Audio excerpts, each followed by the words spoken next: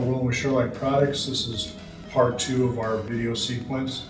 And so in this video, we're going to actually cut the part, center drill, deep drill, and then counterbore with a boring bar. So first thing I'm going to do, we just turned down some 2x4 pine to make some blanks to run. And I've got my spindle speed set at 300. I'm going to turn it on and basically just use my 3022 T handle to get this running a little bit truer. That goes good. Tighten it up, turn it on again. See? Okay, the end's running out, but it's actually running pretty true. The end cut's not straight.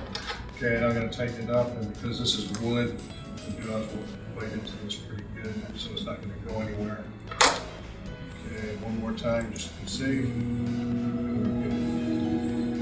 Okay, notes here. For your center drill, you actually want to drill pretty fast on the feed rate. The feed rate of this program, we could probably bump it up a little bit. But the center drill actually finds center of your part, unlike a spot drill that spot wherever you put it position-wise. Once the center drill's in, and I'm going deep enough so that it should leave, it's a 60-degree angle after the original pilot part of the drill, so that leaves a 60-degree chamfer around my hole. I'm going to go deep enough so that there's a chamfer left for the 1/8 inch drill to pick up on. And then I'll just talk through it as we go through the program. So right now I've called up my program, okay, and I'm going to hit rewind, okay, and I'm just going to go cycle start. Okay. The escape button on the keyboard is the same as the red feed hold button on the screen. So I generally keep my finger on the escape and my mouse on the feed hold. So if anything goes wrong, I can click on them and stop what's going on. So we're going to cycle start, and we're up at 2,000 RPM right now. This is wood, soft wood, so obviously RPMs will be high.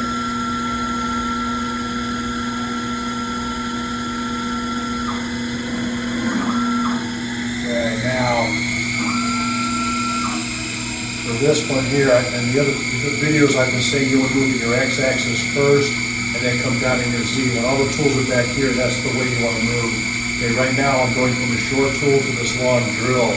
So if I had moved to my X first, I would have just brought my drill straight through the part and moved things up. So when you do your program, when you're going from tool to tool, go into the program and see how the program is actually set up. If it's done in conversation doesn't know that you have different tools in here.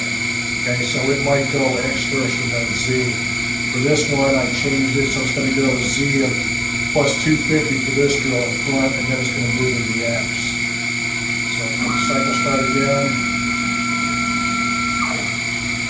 Okay, we're going to start drilling now. And the original peck depth is a 1/2 inch. And you'll notice the length of the flutes on my drill are only about 1 inch. So if my peck depth loads the flutes entirely by being too deep, it's going to cause excessive friction inside the hole. And if this was steel or aluminum, then that would actually weld itself inside the part. On the wood, it's just going to get hot.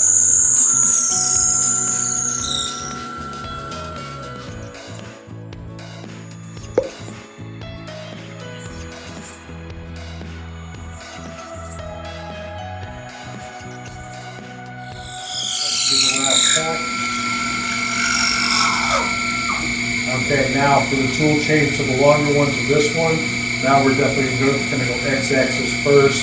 We're going to call it this tool, then go x-axis first and come down to the Z again so that it doesn't do a diagonal move and crash through the part.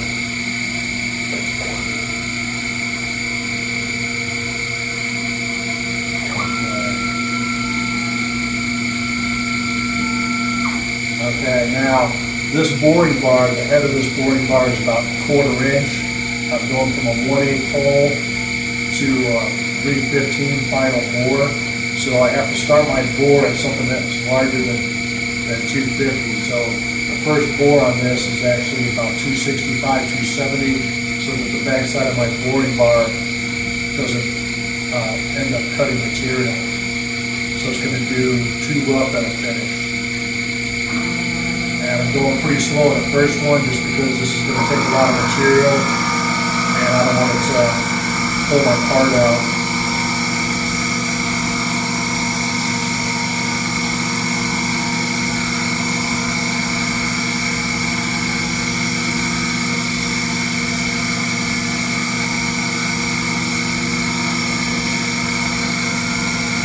Going half-inch deep.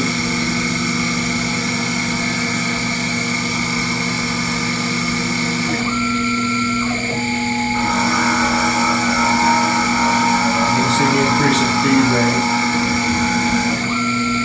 And then my finish.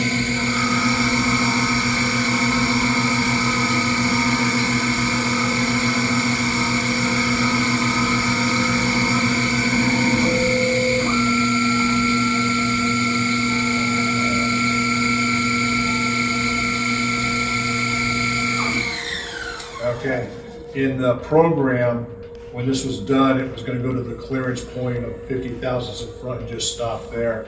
So I actually edited in the program to have it come back 2.5 inches, or actually 3.5 inches. So I have room to go in and measure, get my part out, put another part in. So where it ends up on here, you can either send it all the way home with a G53 move, or you can just pick out a clearance area and send it there.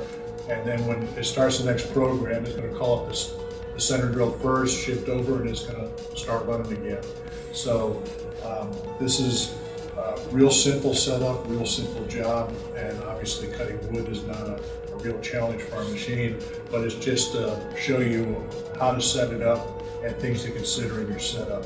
On the next video, what we're going to do is the actual turning of the shape on this, and then our knob will be finished. So we'll see you in the next video.